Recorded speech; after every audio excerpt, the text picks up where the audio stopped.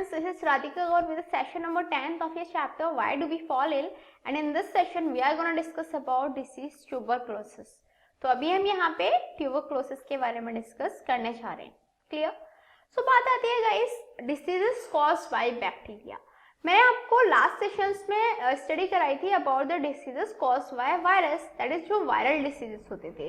अभी हम यहाँ पे वो उन डिसीज के बारे में डिस्कस करेंगे जो बैक्टीरिया की वजह से कॉज होती हैं, दैट इज बैक्टीरियल डिसीज जो होती हैं.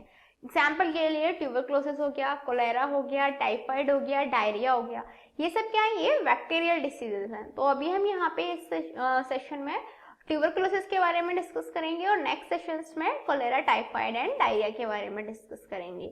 तो बात आती है फर्स्ट ट्यूबरक्लोसिस क्या होता है. It was first discovered by Robert coach. जो ट्यूबरक्लोसिस है उसे सबसे पहले रॉबर्ट कोच ने डिस्कवर किया था. He was a German scientist and he discovered tuberculosis in 1882 who got Nobel prize in 1905. जो ट्यूबरक्लोसिस है उसको डिस्कवर करने का मतलब है उसको आइडेंटिफाई किया था. जो डिसीज थी उसको बताया था कि ये डिसीज ट्यूबरक्लोसिस होती है. ऑब्वियसली ये कोई इंस्ट्रूमेंट तो है नहीं जो डिस्कवर होगा. तो जो डिसीज है उसको उन्होंने बताया कि ये जो डिसीज है ये ट्यूबरक्लोसिस डिसीज है, कैसे फैलती है, प्रिवेंशन क्या है, उस सब के बारे में फिर आगे रिसर्च होती रही. तो firstly it was discovered by Robert Koch who was a German scientist and in 1882 who got Nobel prize in 1905. It is an infectious disease caused by mycobacterium tuberculosis. ये एक इन्फेक्टियस डिसीज होती है जो Mycobacterium tuberculosis के through फैलती है. Clear? And it is usually a chronic disease showing varying symptoms. ये क्या होती है, क्रोनिक डिसीज होती है. मैंने आपको बताया ना difference between acute and chronic diseases. Acute diseases वो डिसीजेस होती हैं जिनका जो टाइम पीरियड होता है काफी स्मॉल होता है, जबकि जो क्रोनिक डिसीज होती हैं वो डिसीजेस होती हैं जिनका जो टाइम पीरियड होता है वो काफी लॉन्ग होता है, दैट इज डेथ तक भी वो अवेलेबल रह सकती हैं. क्लियर? तो ये डिफरेंस था हमारा एक्यूट और क्रोनिक डिसीजेस में. बाय द वे जो ट्यूबरक्लोसिस है वो एक क्रोनिक डिसीज होती है जिसमें काफी सारे वैरिंग सिम्पटम्स शो करती है. Clear? It affects the lung causing pulmonary tuberculosis. ये क्या करती है, जो पर्सन है उसकी लंग्स को अफेक्ट करती है और क्या कॉज करती है, pulmonary tuberculosis. Clear? That it's usually a chronic disease showing varying symptoms and it affects the lungs causing pulmonary tuberculosis. And it also affects the intestine meninges, that is brain membranes covering. जो meninges होते हैं वो क्या होती हैं, brain membranous coverings होते हैं. तो ये क्या करते हैं, इंटेस्टाइन को अफेक्ट करती हैं. ब्रेन की जो मेम्ब्रेनस कवरिंग्स होती हैं, meninges होती हैं, ये उनको भी अफेक्ट करती हैं. बोन्स को अफेक्ट करती हैं, जॉइंट्स को अफेक्ट करती हैं, स्किन, लिम्फ ग्लैंड्स को भी ये अफेक्ट करती हैं. This disease also affects kettles which sometimes also affects man. ये जो डिसीज है ये कैटल्स को भी अफेक्ट करती हैं जो कभी कभी मैन को भी अफेक्ट कर सकते हैं. Clear? That it also affect the intestine, meninges, brain membranous coverings, bones and joints, skins, limbs and gland. And also these diseases also affect cattle which sometimes also affects man. वो kettles को affect करेंगी. Man क्या होता है, obviously kettles के through वो milk भी लेते हैं, जो फूड है उसमें कुछ कैटल्स के थ्रू वो गेन कर सकते हैं. तो जो मैन है उसको भी ट्यूबरक्लोसिस हो जाती है कैटल्स की वजह से. Clear? Actually tuberculosis is not a hereditary disease, it affects people of all ages. जो ट्यूबरक्लोसिस है कोई हेरिडेटरी डिसीज नहीं है, ये हर एज के पीपल्स को अफेक्ट कर सकती है. क्लियर? दैट इज वो बाय बर्थ अवेलेबल नहीं रहती, बट बर्थ के बाद ओल्ड एज तक ये किसी भी एज के पीपल को अफेक्ट कर सकती है. It is more prevalent in males than in females. ये ज्यादातर मेल्स में होती है rather than females. Poor quality of housing and overcrowding, under nutrition, large families, early marriages, lack of knowledge are the cause of illness. क्या होते हैं tuberculosis के illness होने के जो कॉजेस हैं वो क्या हैं? सबसे पहले poor quality of housing. Housing की पुअर क्वालिटी हो रहा है, दैट इज प्रॉपर सैनिटेशन नहीं होना, ओवर क्राउडिंग होना, अंडर न्यूट्रिशन होना, दैट इज प्रॉपर न्यूट्रिशन नहीं मिलना, लार्ज फैमिलीज होना. ऑब्वियसली लार्ज फैमिलीज होंगी, पे स्केल कम है तो क्या होगा, ऑब्वियसली न्यूट्रिटिव जो फूड है वो हमें नहीं मिल पाएगा, तो चांसेस रहते हैं कि हमें ट्यूबरक्लोसिस हो सकती है. अलॉन्ग विद दैट जो अर्ली मैरिजेस रहती हैं एंड लैक ऑफ नॉलेज, ये जो है कुछ इसके कॉजेस होते हैं. Clear? Now talking about Mycobacterium tuberculosis release a toxin called tuberculin. जो Mycobacterium tuberculosis है एक बैक्टीरिया होता है, क्लियर, जो ट्यूबरक्लोसिस कॉज करता है.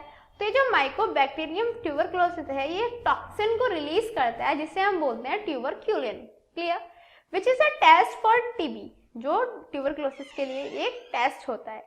It was discovered by von Pirquet in 1907.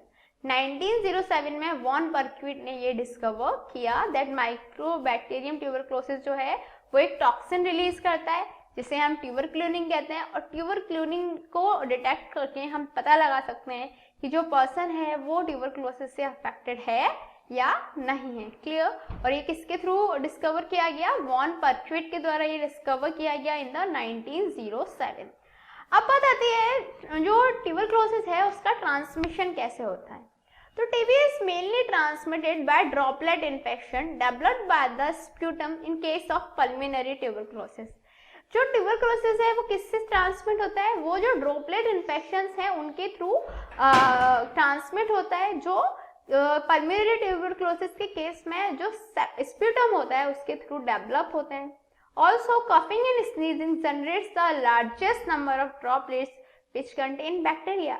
उसके साथ साथ जो कफिंग है और स्नीजिंग है उसके टाइम ऑब्वियसली ड्रॉपलेट्स जो है वो आउट होती है. ड्रॉपलेट्स के आउट होने की वजह से जो बैक्टीरिया है उनमें अवेलेबल होते हैं तो वो भी अदर पर्सन को हार्म कर सकते हैं. तो बेटर है जो इन्फेक्टेड पर्सन है उसे एक हैंडकरचीफ यूज करना चाहिए और जो पीपल हेल्दी है उसे ट्यूबरक्लोसिस अफेक्टेड पीपल से दूर रहना चाहिए, specially at the time of coughing and sneezing, clear. Also, the incubation period of bacterium from infection to the development of tuberculin is from 3 to 6 weeks or months or years. जो incubation period होता है bacterium का, Mycobacterium का, infection से लेके tuberculosis के development तक, वो या तो 3 to 6 वीक्स का होता है या फिर कुछ मंथ्स का भी हो सकता है या फिर कुछ ईयर्स का भी हो सकता है, clear. That the incubation period of bacterium from infection to the development of tuberculin is from 3 to 6 weeks or months or years. अब बात आती है what are the symptoms of pulmonary tuberculosis. जो pulmonary tuberculosis है उसके symptoms क्या होते हैं? First, patient shows cough and fever, chest pain, loss of appetite and weight. जो patient है वो cough and fever show करता है, उसे chest pain हो सकता है, loss of appetite होता है and weight का भी loss हो जाता है, clear. That patient shows cough and fever, chest pain, loss of appetite and weight. Chest pain often develops early, that is before the disease has gone to an advanced stage. जो chest pain है वो काफी early होता है, before the disease has gone to an advanced stage.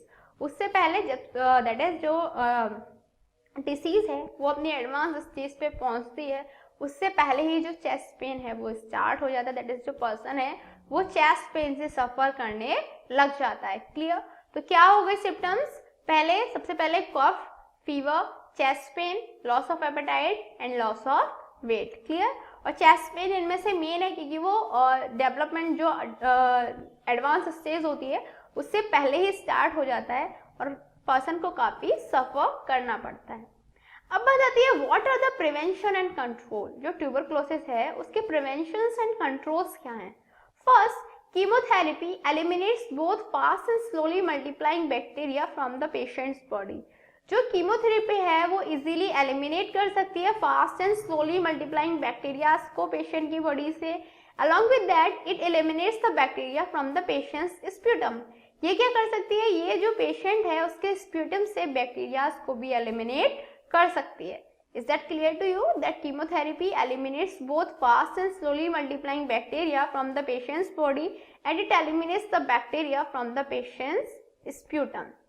Also, there are some essential drugs for controlling tuberculosis. These are rifampicin.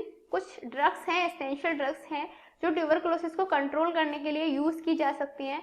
वो हैं first rifampicin that is RMP, INH, streptomycin and pyrazinamide, clear. तो कौन सी drugs हैं? Firstly RMP हो गया, INH हो गया, streptomycin हो गया और पायराजिनामाइड हो गया. ये कुछ ड्रग्स हैं जिनसे जो ट्यूबरक्लोसिस है उसे कंट्रोल किया जा सकता है. Also, BCG, that is Bacillus Calamate-Guerin, is the only widely used live bacterial vaccine. जो BCG है वो क्या है, एक widely used live bacterial vaccine है जो ट्यूबरक्लोसिस से प्रिवेंट करती है. That is BCG prevents tuberculosis. Clear? That BCG stands for Bacillus Calamate-Guerin, which is the only widely used live bacterial vaccine to prevent the tuberculosis. Actually, it is given intramuscular and no other injection should be given for at least 6 months into the arm which received BCG vaccine. ये जो है ये intramuscular दी जाती है और कोई भी injection person को नहीं दिया जाता जब तक कि 6 मंथ्स ना हो जाए BCG वैक्सीन देने के बाद. दैट इज जिस आर्म में पर्सन की जिस आर्म में BCG वैक्सीन रिसीव किया उसने उस आर्म में 6 मंथ तक कोई भी अदर इंजेक्शन यूज नहीं करते. Clear? That BCG is given intramuscular and no other injection should be given for at least 6 months into the arm which received BCG vaccine. And BCG protects the person from TB from 15 to 20 years. जो BCG है वो person को TB से protect करके रखती है 15 से 20 years तक. It gives immunity against Mycobacterium tuberculosis. और ये क्या करती है कि जो माइकोबैक्टीरियम ट्यूबरक्लोसिस है उसके अगेंस्ट इम्यूनिटी प्रोवाइड करती है. Clear? That BCG protects the person from tuberculosis from 15 to 20 years and it gives immunity against Mycobacterium tuberculosis. So what did we learn today? आज हमने क्या स्टडी किया? आज हमने स्टडी किया अबाउट ट्यूबरक्लोसिस. ट्यूबरक्लोसिस कैसे स्प्रेड होती है, उसके प्रिवेंशंस क्या हैं, उसके कंट्रोल क्या है और उसके ट्रीटमेंट्स क्या हैं, हमने इसके बारे में डिस्कस किया. In next session we are going to discuss more about bacterial diseases. Till then, good luck.